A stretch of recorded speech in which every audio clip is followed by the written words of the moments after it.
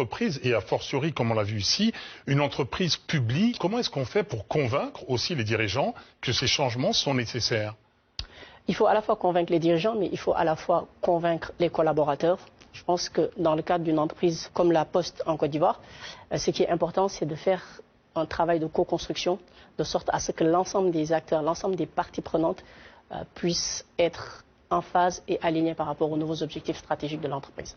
Vous-même, vous avez aussi innové au sein de votre entreprise en mettant en place un nouveau service appelé Manco. On le voit d'ailleurs à l'image. La particularité est que ce sont les banquiers qui vont à la rencontre de leur clientèle à moto. Dites-nous en plus. Manco est un objet bancaire non identifié, à mi-chemin entre la banque traditionnelle et l'Institut de microfinance. Nous avons créé Manco il y a de cela 5 ans. Et l'objectif, c'était d'aller à la rencontre des clients qui avaient des appréhensions à venir dans une banque traditionnelle. Alors, c'était pour rassurer, entre guillemets, les clients que vous avez mis en place ce service, ou bien alors pour innover et secouer les choses dans un marché bancaire qui, des fois, est un peu statique? Aujourd'hui, Robert, il y a 2 milliards de personnes dans le monde qui n'ont pas accès aux services financiers. En faisant Manco, notre objectif est de pouvoir toucher et d'élargir notre base de clientèle et d'aller à la rencontre de ces clients-là. Aujourd'hui, nous avons lancé Manco il y a 5 ans. Nous avons à peu près 10 000 clients et près de 10 milliards d'encours de crédit. Et en gros, vous allez donc chercher des clients qui ne seraient peut-être jamais venus vers vous. Tout à fait. Et vos patrons, ils ont réagi comment au moment où vous créez ce système? Ils ont facilement accepté l'idée ou pas? Manco, je ne suis pas le seul à l'origine de Manco. C'est une solution qui a été imaginée, conçue et qui a eu un support assez fort de la direction de la Société Générale qui nous a donné les moyens de tester et d'expérimenter cette solution-là et qui, tout au long de ces 5 dernières années, à chaque fois qu'il a fallu réinvestir, mettre des moyens, du capital, nous a soutenus. Mais on parle quand même de la Société Générale, c'est-à-dire une banque traditionnelle, une banque internationale, qui a aussi pas mal d'années d'exercice justement à son actif. C'est une grosse révolution. Et nous avons compris qu'il y avait une révolution en Afrique.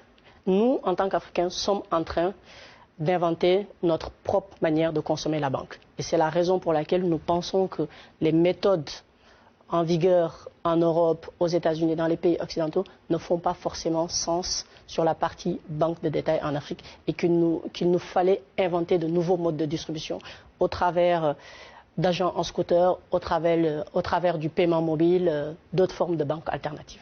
Est-ce que c'est amené à se généraliser sur le continent? Aujourd'hui, nous sommes à la croisée des chemins Manco. D'ici la fin de l'année, on tirera les enseignements par rapport aux 5 années d'exercice. Et en fonction de ça, nous verrons s'il faut le dupliquer. Papa Demba Diop, que pensez-vous de cette croissance africaine? Est-elle bénéfique pour les populations? Il peut y avoir un décalage entre le taux de croissance en Afrique et la perception que peuvent en avoir certains consommateurs. Il est dû à quoi ce décalage, d'après vous, Monsieur Diop? Certaines croissances dans des pays africains peut être, entre guillemets, artificielles parce qu'ils sont tirés par un certain nombre de secteurs, je pense aux mines, et la plupart de ces secteurs n'impactent pas directement le quotidien des consommateurs, d'où le décalage. C'est pour ça, Papa Demba Diop, que la plupart des téléspectateurs qui ont répondu ont l'impression que leurs conditions de vie ne s'améliorent pas. Je pense que c'est un décalage de perception. Ce qu'on voit aujourd'hui, depuis les années 2000, il y a l'émergence d'une classe moyenne en Afrique. Aujourd'hui, en fonction des pays, le niveau de la classe moyenne en Afrique, il est autour de 35 à 40%. On voit qu'il y a de plus en plus de personnes qui sortent de la pauvreté. Donc clairement, il y a une amélioration des conditions de vie des populations en Afrique. N'oubliez pas, Papa Demba Diop, chez ADRA, ce sont les femmes qui sont des patronnes. Aujourd'hui, cet entrepreneuriat féminin, c'est une chance, d'après vous, pour le continent? Oui, je pense. Robert, aujourd'hui, ce qu'on voit, c'est que les femmes représentent à peu près la moitié de la population en Afrique, mais elles contribuent à hauteur de 62% au niveau de la création de biens économiques. Je pense qu'on peut dire que les femmes sont un peu, vous me permettez cette expression, la sève nourricière qui alimente l'économie africaine. Alors au-delà de l'entrepreneuriat féminin, il y a aussi la question des PME en Afrique. C'est difficile d'être une PME en Afrique aujourd'hui?